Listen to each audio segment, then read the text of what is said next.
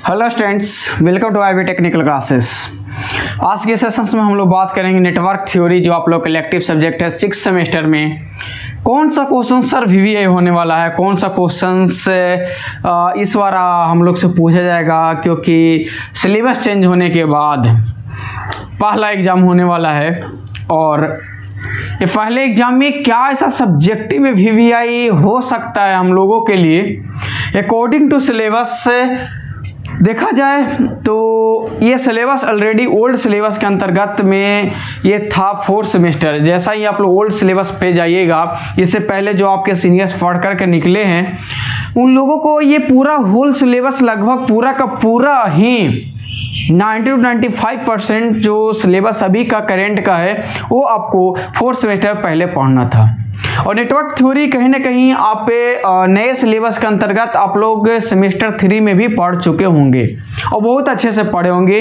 कुछ बेसिस जो है वहाँ भी आपको दिया गया था और उसी बेसिस को उठा करके आपको यहाँ भी ले आया है।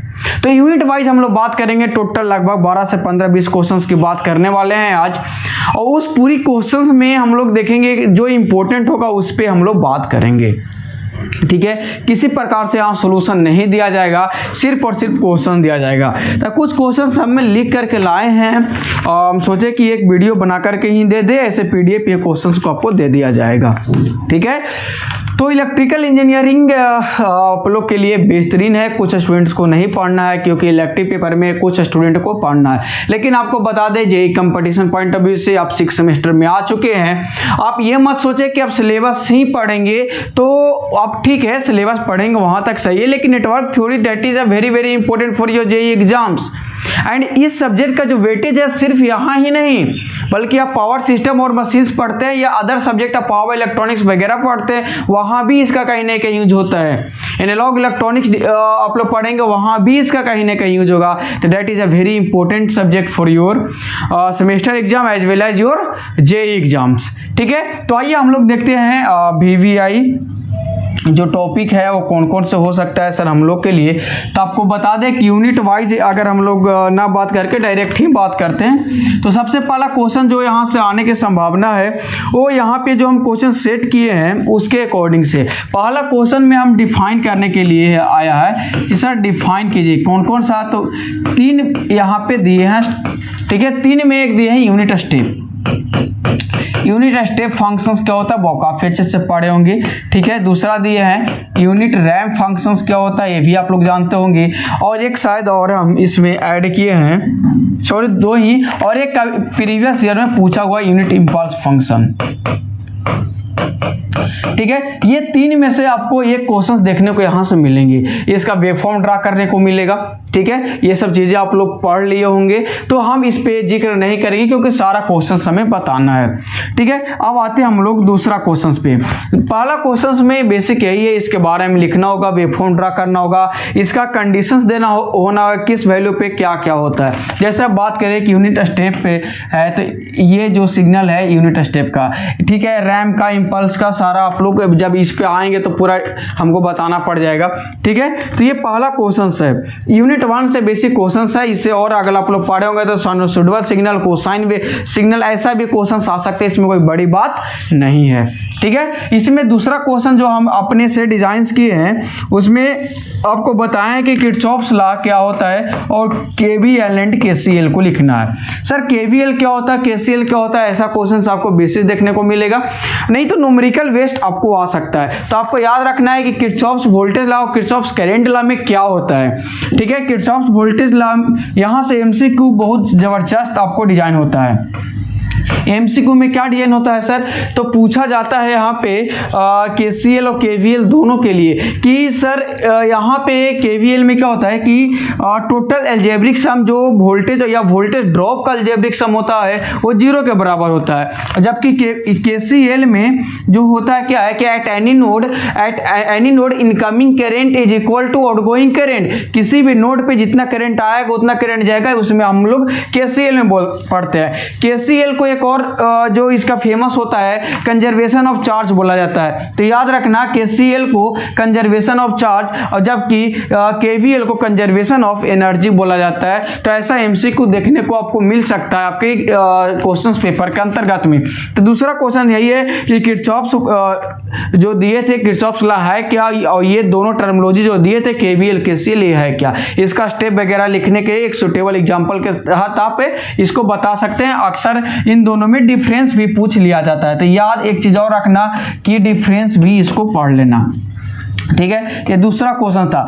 तीसरा क्वेश्चन जो इसमें हम डिजाइन किए थे कि इसमें वोल्टेज सोर्स, यहाँ पे ऐसा आ सकता है कि वोल्टेज सोर्स से करंट सोर्स में आपको कन्वर्ट करना है, ऐसा एग्जांपल दिया जा सकता है आपको, ठीक है, एग्जांपल के थ्रू समझाने के लिए, या फिर आप करंट सोर्स से आपको वोल्टेज सोर्स में कन्वर्ट करने के लिए आता है। तो सर ये कन्वर्ट करने का तरीका क्या है कि अगर कोई वोल्टेज सोर्स है तो उसको कन्वर्ट करेंगे करंट सोर्स में कैसे, इसका स्टेप लिखना है एक एग्जाम्पल के साथ सुटेबल आपको करके लिखना। ये काफी बार पूछा गया, इस बार के लिए आपका VVI है, ठीक है। तो आई होप ये चीजें आप सभी स्टूडेंट्स को पता होगा कि अगर कोई एक वोल्टेज सोर्स है, कोई एक वोल्टेज सोर्स है तो वोल्टेज सोर्स का इंटरनल रेजिस्टेंस जो कनेक्टेड होता है वो आपका सीरीज में होता है, जबकि लोड ये होता है, ठीक है। अब यहाँ पे मान लेते हैं VS है, ये RS है, ये लोड है, ठीक है। इसको चेंज करना है तो हम लोग क्या करेंगे, ये वोल्टेज सोर्स को हमको कहाँ पे चेंज करना है बाबू, करंट सोर्स में करना है, ठीक है। तो यहाँ पे आप करंट बराबर क्या लगाएंगे, फार्मूला IS बराबर क्या होता है, यहाँ पे VS बाई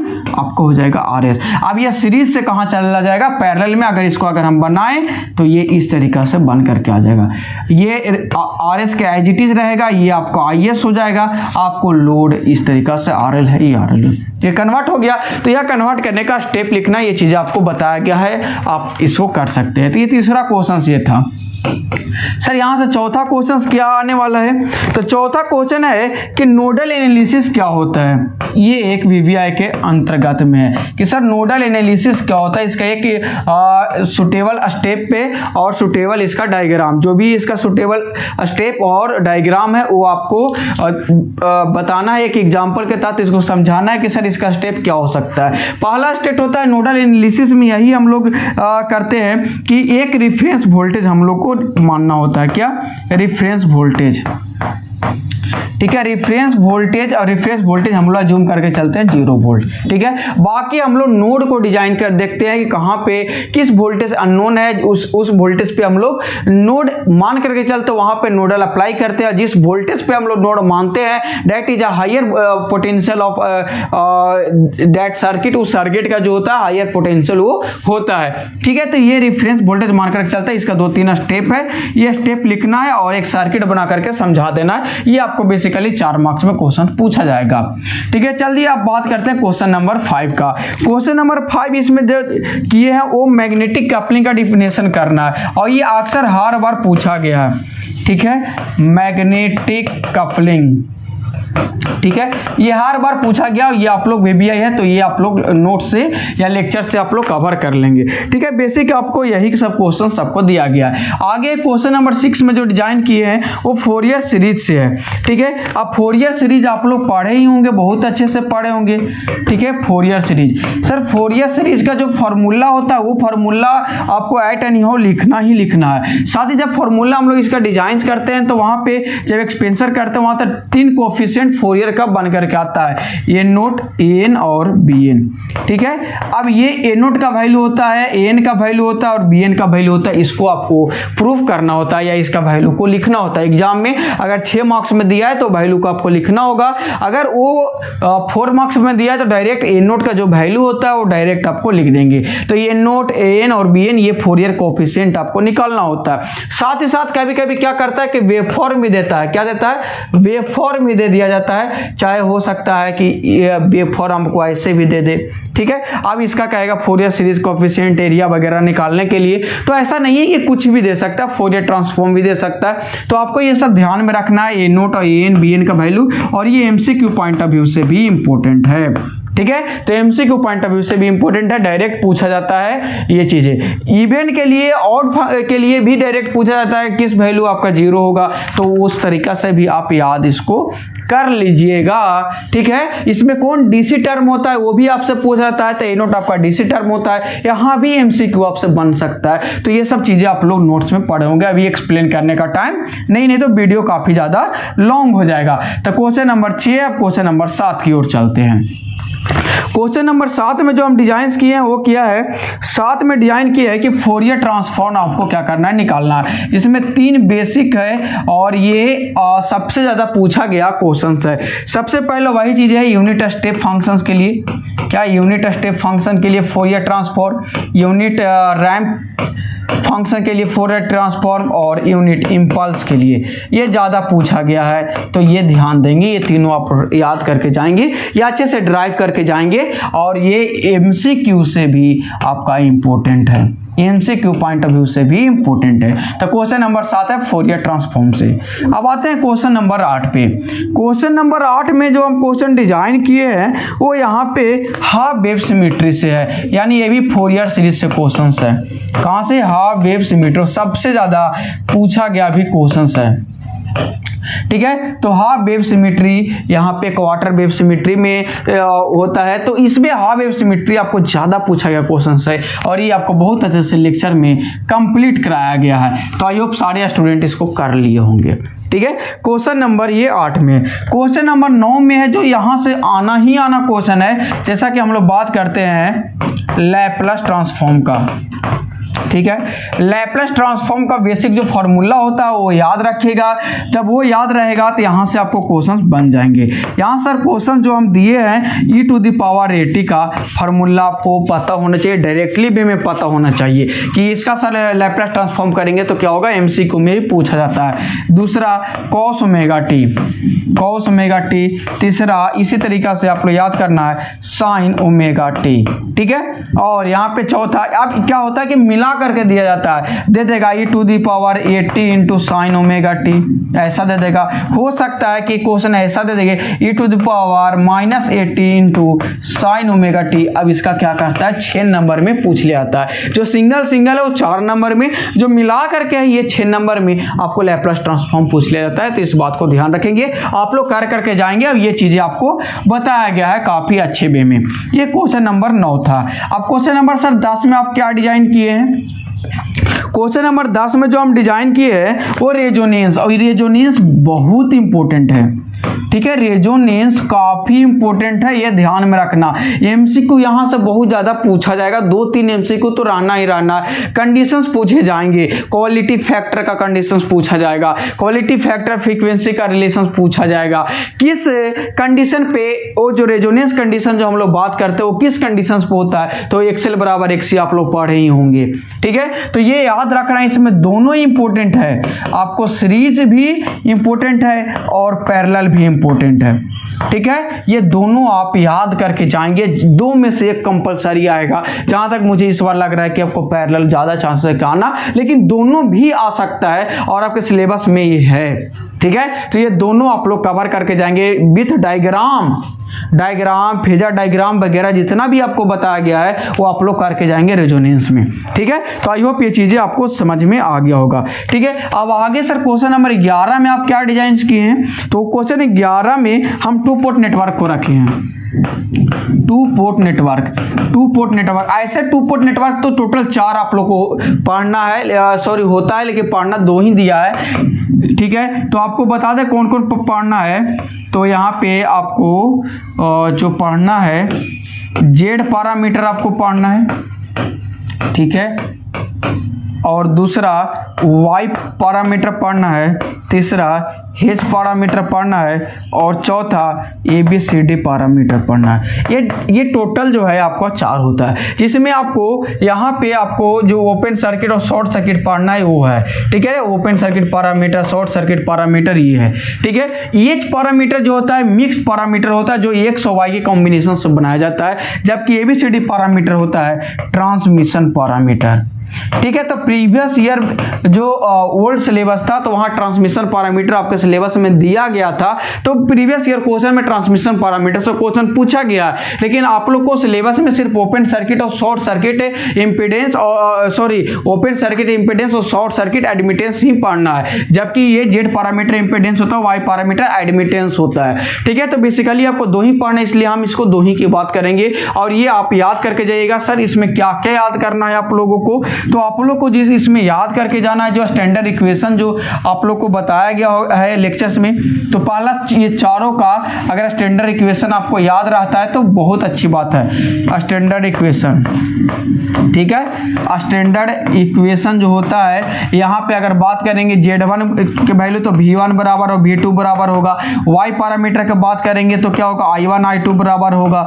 ठीक है, जब EH पैरामीटर की बात करते हैं तो V1 I2 होता है। ठीक है, ABCD पैरामीटर की बात करते हैं तो V1 I1 होता है। तो ये डिपेंडेंट वेरिएबल, इंडिपेंडेंट वेरिएबल, ये सब बेसिक आपको कॉन्सेप्ट क्लियर होना चाहिए। इसका इक्विवेलेंट सर्किट डायग्राम क्लियर होना चाहिए। तो अगर ये सारा क्लियर आपका होगा तो आपको 6 मार्क्स में यहाँ से मिलना है, और न्यूमेरिकल भी तो आपको पूछे ही जाएंगे ना। तो ये बेसिक आपका 11 नंबर क्वेश्चन में हम इसी को रखे हैं। ये 4 नंबर में और 6 नंबर दोनों में पूछने की संभावना यहाँ से रहता है। ठीक है, अब चलिए सर आगे है क्वेश्चन नंबर 12। क्वेश्चन नंबर 12 में आप क्या रखे हैं सर, तो क्वेश्चन नंबर 12 में एक होता है सिमेट्रिसिटी कंडीशन। क्या होता है, एक होता है सिमेट्री, ध्यान दीजिएगा, एक सिमेट्री होता है और दूसरा रेसिप्रोसिटी होता है।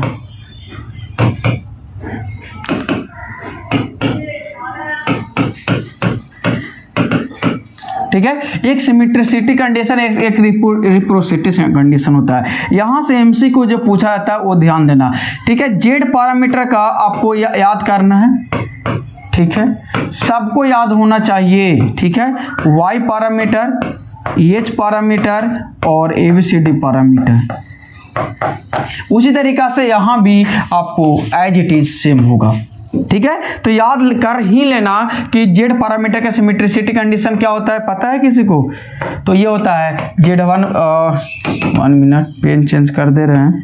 ये होता है Z11 बराबर Z22, ये होता है Y11 बराबर Y22। इसी तरीका से यहाँ अगर चलोगे तो Z12 बराबर होता है Z21, Y12 बराबर होता है Y21। इसी तरीका से H पैरामीटर और ABCD पैरामीटर का होता है। तो अब ये सब चीज़ें आप कर लेंगे, ये दोनों आपके सिलेबस में है इसलिए दोनों को बता दिए। और इसका प्रूफ भी होता है, सिमेट्रिसिटी कंडीशंस होता है जबकि रेसिप्रोसिटी कंडीशंस भी होता है। और उन दोनों को जब पुट करके स्टैंडर्ड इक्वेशंस के वैल्यू निकाल करके V1 और Y1 बराबर रखेंगे तो इस तरीका का वैल्यू आपको देखने को मिलेगा, रिजल्टेंट कट करके आ जाएगा। तो आपको लेक्चर्स में बता दिया गया होगा और ये आपको मोस्ट VBI कैटेगरी में आएगा क्वेश्चन नंबर 12। ये आना ही आना है आपको MCQ में, ये ध्यान रखना। ये जो हम लिखे ना ये डायरेक्ट MCQ में पूछा जाएगा। ठीक है ना, ये ध्यान में रखना तुम लोग, ये MCQ में पूछा ही जाएगा। ठीक है, ये क्वेश्चन नंबर 12 था। ठीक है, अब क्वेश्चन नंबर 13 की ओर हम मूव करते हैं। क्वेश्चन नंबर 13 में जो है यहाँ पे अब सिंथेसिस नेटवर्क से क्वेश्चन है। तो सिंथेसिस नेटवर्क से हम एक ही क्वेश्चन बनाए हैं, जिसमें एक क्वेश्चन है कि पॉजिटिव रियल फंक्शंस क्या होता है, और ये काफ़ी अच्छा से आपको डील किया हुआ है लेक्चर्स में, तो आप इसको कवर कर लेंगे। ठीक है, इसका डायग्राम वगैरह देख लेंगे, कंडीशंस वगैरह देख लेंगे कि ये काम किस तरह से पोल 0 पे करता है, तो वो चीज़ें आप यहाँ से निकाल सकते हैं, देख सकते हैं। ठीक है, तो इसका कंसेप्ट जो भी है वो चीज़ें आप यहाँ पे मेंशंस कर देना। ठीक है, क्वेश्चन नंबर 14 में इसी में आप एक 2 टर्मिनल RL नेटवर्क है। ठीक है, एक आप लोग को पढ़ना 2 टर्मिनल RC नेटवर्क पढ़ना है। तो ये चीज़ें आप लोग को वहाँ पे विद डायग्राम आपको बताया गया है। तो बेसिक जो हमको लगता है थ्योरी पोर्शन से इतना ही आना है। अब आता है सर ये नेटवर्क इतना थ्योरी आएगा तो नहीं, न्यूमेरिकल भी आना है। ठीक है, तो थ्योरी मुझे जितना लगा, जितना प्रीवियस ईयर का एनालिसिस हुआ उससे थ्योरी क्वेश्चन बेसिकली कुछ इतना ही निकल करके जो रिपीटेशन क्वेश्चन है वो इतना ही आ रहे हैं। अब इसमें सर न्यूमेरिकल इंपॉर्टेंट होता है तो न्यूमेरिकल तो पूछा ही जाएगा। ठीक है, और न्यूमेरिकल जो पूछा जाएगा वो कहाँ से पूछा जाएगा, तो सबसे जो इंपॉर्टेंट है वो क्वेश्चन जो पूछा जाएगा मेश एनालिसिस, और दूसरा जो इसमें पूछेगा वो पूछेगा नोडल एनालिसिस से। ठीक है। मेश एनालिसिस, नोडल एनालिसिस से क्वेश्चन आना है 6 मार्क्स में, ये आप लिख करके जाइए, ये क्वेश्चन आपको 6 मार्क्स में देखने को मिलेगा। मेश एनालिसिस जनरली आपको 2 लूप या 3 लूप का पूछेगा, 3 लूप से ज्यादा आपको पूछने नहीं जा रहा है। तो आप लोग 2 लूप वाला 3 लूप वाला आप लोग कवर करके जाएंगे। जैसे आपको बता दे कि इस तरीका से अगर क्वेश्चन आपको पूछ दिया गया कि चलो एक इस तरीका से कभी कभी क्या होता है कि पूछ देता है ऐसे, ठीक है, ऐसा पूछ दिया जाता है, ऐसा, ये फेमस क्वेश्चन है ये, ठीक है। आपको हो सकता है कि यहाँ पे आपको पूछ दिया जाएगा कि मेश एनालिसिस के थ्रू आपको निकालना है समथिंग कुछ भी, ठीक है।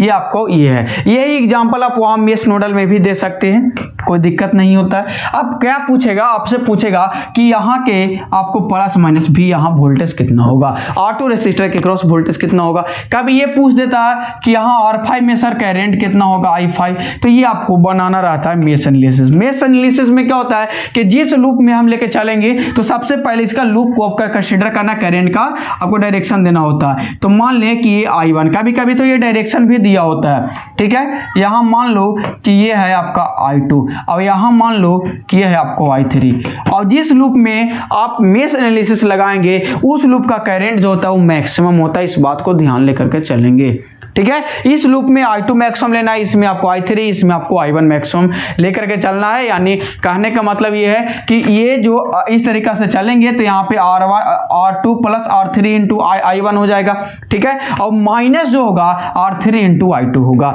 क्योंकि इसका डायरेक्शन और इसका डायरेक्शन देखिए आपका अपोजिट है, सेम डायरेक्शन होता तो प्लस हो जाता, ठीक है। माइनस यहाँ क्या होगा R1 इंटू I3 हो जाएगा। तो यहाँ पे 3 इक्वेशंस बनेगा, आप आसानी से हैंडल कर लेंगे।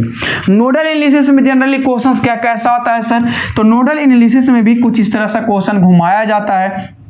देखो इस तरीका का क्वेश्चंस आपको कुछ न कुछ कभी कभी आपको घुमा दिया जाता है। यहाँ पे दे दिया जाता है आपको करंट सोर्स, यहाँ पे दे दिया जाता है वोल्टेज सोर्स। चलो करंट सोर्स तो थोड़ा टफ हो जाएगा, इसको हटा दो, ठीक है ना। यहाँ पे भी रेसिस्टेंस मान लो, ठीक है। चलो ये सुपर नोड का कॉन्सेप्ट फिर हो जाता है, यहाँ वोल्टेज है, ठीक है। सेम क्वेश्चंस आपको है ऐसा भी दे दिया जाता है। तो आपको यहाँ क्या पता है कि इसको रेफरेंस से क्या कर लेना है, अगर इसको नेमिंग दे दे तो ये भी हो जाएगा, ये R1 है, R2 है, R3 है, R4 है, ये V1 है, ये V2 है, समथिंग ऐसा मान लो, ठीक है। इसका रेफरेंस वोल्टेज 0 देंगे तो यहाँ का वोल्टेज क्या हो जाएगा बाबू, V1 हो जाएगा। यहाँ का वोल्टेज नहीं पता, यहाँ का वोल्टेज आपको क्या हो जाएगा, V2। एक वोल्टेज यहाँ पे क्या है, अननोन है, ठीक है। यहाँ पे क्या है, एक अननोन है, इसको मान लेंगे कि वोल्टेज VA है। अब ये वोल्टेज जब हम यहाँ पे नोडल अप्लाई करेंगे तो करंट इधर से इधर जाएगा, करंट इधर से इधर जाएगा, करंट इधर से इधर जाएगा। तो वोल्टेज यानी ये VA का ये हायर पोटेंशियल होगा। क्या होगा बाबू, ये हायर पोटेंशियल होगा, ठीक है। तो ये बेसिक आपको इस तरीका से बना सकते हैं। अगर कुछ एग्जांपल हो तो हम करा देंगे, ठीक है। काफी आसान होता है, टफ नहीं होता है, ठीक है। आई होप ये चीजें आप लोग समझ रहे होंगे। बेसिक फंडामेंटल है, थ्योरी है। अगर इतना समझ जा रहे हैं तो इक्वेशन बनाना आपको हाथ का खेला है। तो बेसिक जो आने का क्वेश्चन है वो न्यूमेरिकल ये दोनों से आएगा, और जो न्यूमेरिकल आएगा वो रेजोनेंस से आएगा। क्या आएगा, न्यूमेरिकल आएगा और रेजोनेंस से। रेजोनेंस में क्या आएगा सर, तो एक्सएल का वैल्यू दे देगा, एक्सी का वैल्यू दे देगा, आर का वैल्यू दे देगा। हो सकता है यहाँ से पूछ लेगा क्वालिटी फैक्टर क्या होगा, ऐसा क्वेश्चन आ सकता है। हो सकता है कि यहाँ से रिलेशन बना करके फ्रीक्वेंसी के वैल्यू पूछ लिया है कि फ्रीक्वेंसी का वैल्यू क्या होगा। प्रीवियस क्वेश्चन ऐसा दिया गया है, आप लोग देख सकते हो वहाँ से, ठीक है। तो रेजोनेंस भी ध्यान रखिएगा कि सीरीज पैरेलल दोनों में से किसी से आ सकता है। और इसमें जो हम लिखे हैं फोरियर ट्रांसफॉर्म, आगे लिखे हैं फोरियर ट्रांसफॉर्म, फोरियर ट्रांसफॉर्म। तो फोरियर ट्रांसफॉर्म जो न्यूमेरिकल वही उसी तरीका से आएगा, ठीक है। तो ये आप लोग को तो हम शुरू में बता दें कि न्यूमेरिकल कैसे आना है, ठीक है। आगे जो इसमें क्वेश्चन दिए हैं वो लैप्लास ट्रांसफॉर्म से दिए हैं, तो लैप्लास ट्रांसफॉर्म का भी क्वेश्चन बता दिए, ठीक है, ठीक है। लैप्लास से कभी कभी क्या होता है कि इसी में अपोजिट करके पूछ लिया जाता है, जिसको हम लोग इनवर्स लैप्लास के नाम से जानते हैं, ठीक है। तो ये फोरियर में आपको जनरली ग्राफ देगा, वो ग्राफ आपको 2-3 ग्राफ आप बना लीजिएगा, ट्रायंगुलर और साइनसोइडल स्क्वायर, ये 3 ही बना करके जाइएगा, आपको आ जाएगा।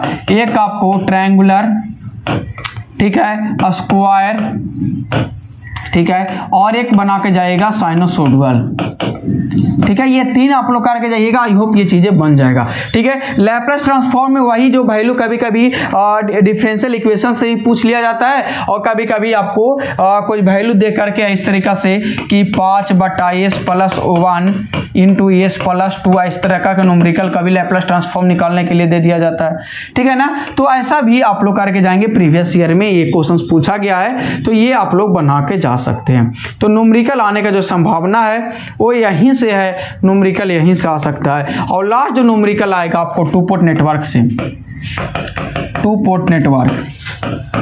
पोर्ट नेटवर्क से जो आपको आने का संभावना है वो आएगा। सर टू पोर्ट नेटवर्क में क्या आएगा, तो आपको निकालने के लिए आएगा जेड पैरामीटर का वैल्यू। सर जेड पैरामीटर में क्या आएगा सर निकालने के लिए, तो जेड पैरामीटर में आएगा कि Z11 बराबर क्या होगा, Z12 बराबर क्या होगा, Z21 बराबर क्या होगा, और Z22 बराबर क्या होगा। इसका सर्किट कैसा रहेगा सर, तो सर्किट ऐसे ही जिसको nodal analysis, mesh analysis, KVL, KCL आता है उसको लिए ये काफ़ी आसान हो जाएगा। ऐसा करके ये पूछा जाता है टू पोर्ट नेटवर्क में, ठीक है ना।